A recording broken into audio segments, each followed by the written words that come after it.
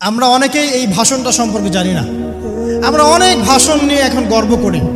নবী করিম সাল্লাল্লাহু আলাইহি ওয়াসাল্লামের এই যে সর্বশ্রেষ্ঠ ভাষণ, এটা কতজন জানেন? বিদায় হজের ভাষণ।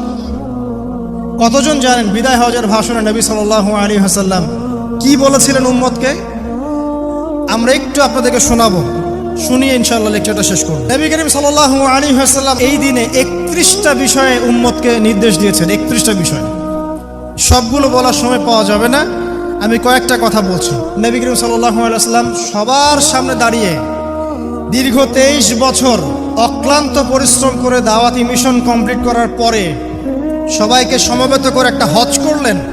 হজ করার পরে তিনি গুরুগম্ভীর কণ্ঠে বলছেন,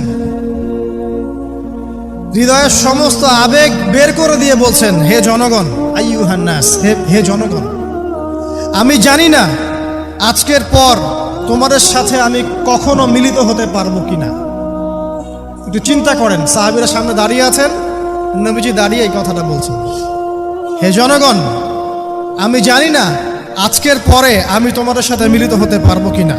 অতএব যে ব্যক্তি আজকে আমার এই কথাগুলোকে স্মরণ রাখবে, সে যেন অন্যের কাছে এই কথাগুলো পৌঁছে দেয়। হতে পারে যার কাছে পৌঁছে দেওয়া হচ্ছে সেই এই কথাগুলোকে বেশি সংরক্ষণ করতে পারবে। আল্লাহ পাক তার প্রতি রহম করুন যে আমার এই কথাগুলোকে অন্যের কাছে পৌঁছে দিবে।